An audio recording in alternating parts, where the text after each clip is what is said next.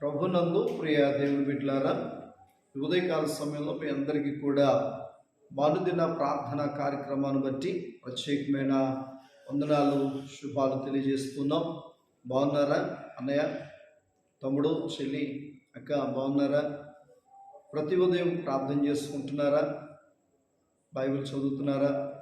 కనీసం 2-3 అధ్యాయాలు చదవడానికి మీ వంతులో మీరు ప్రయత్నించండి.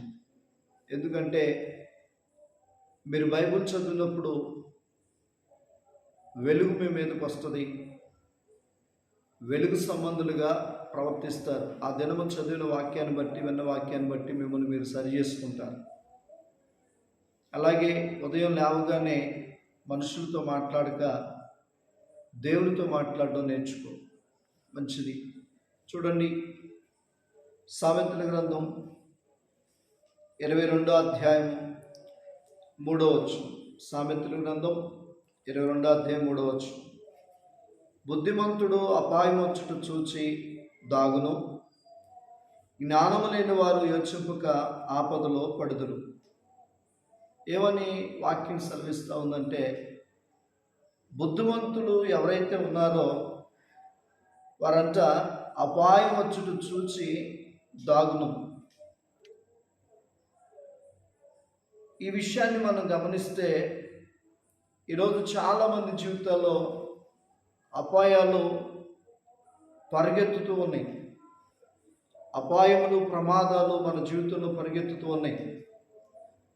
ఆ పరిగెత్తుతూ ఉన్నప్పుడు మనం చేయవలసింది ఏంటంటే, అపాయం వచ్చుట చూచి దాగును.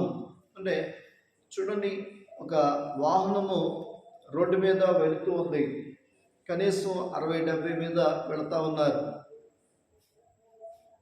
మనకి ఎదర అపాయకరమైన మలుపు ఉందని బోర్డు పెడతారు, లేదా సింబల్ చూపిస్తుంది, బాణం గుర్తు.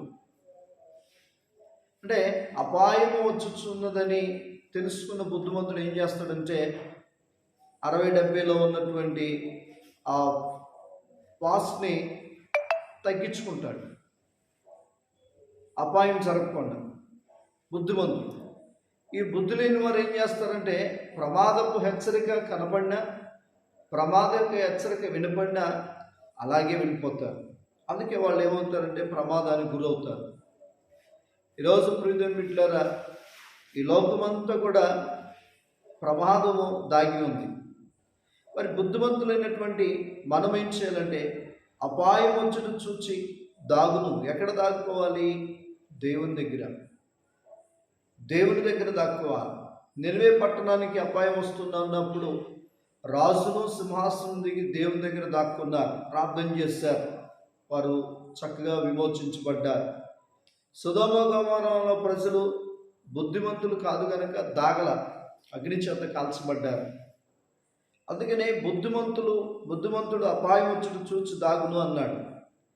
మరి జ్ఞానము లేని వారు యోచింపుగా ఆపదలో పడుతురు. జ్ఞానం లేని వాళ్ళు ఏం చేస్తారు? యోచన చేయరు. అందుకని హఠాత్తుగా ఆపదలో పడతారు. నీ కుటుంబం, నీ పిల్లలు, నీవు హఠాత్తుగా ఆపదలో పడుతున్నారంటే మీకు జ్ఞానం లేదని అర్థం. జ్ఞానం కలిగి మీరు నడుచుకోగలిగితే, మీరు బుద్ధిమంతులుగా నిలబడగలిగితే అపాయంలోనికి పడరు. కనుక ఇది అర్థం చేసుకుని ప్రతిరోజు బుద్ధిమంతులుగా దేవుని దగ్గర ప్రార్థన చేయండి. ప్రతి అపాయం నుండి దేవుడు మిమ్మల్ని తప్పిస్తాడు. కళ్ళు మూసుకుందాం. పరిశుద్ధుడ, ప్రేమ కలిగిన దేవా, ఉదయకాల సమయ రీతిగా మాతో మాట్లాడిన మంచి వర్తమానాన్ని బట్టి వందనాలు, స్తోత్రాలు.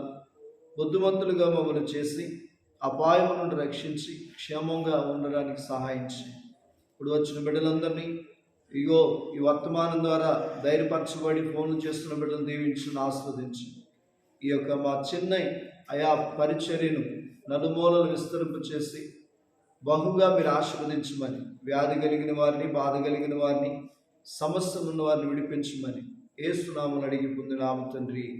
ఆమేన్. God bless you. Thank you all.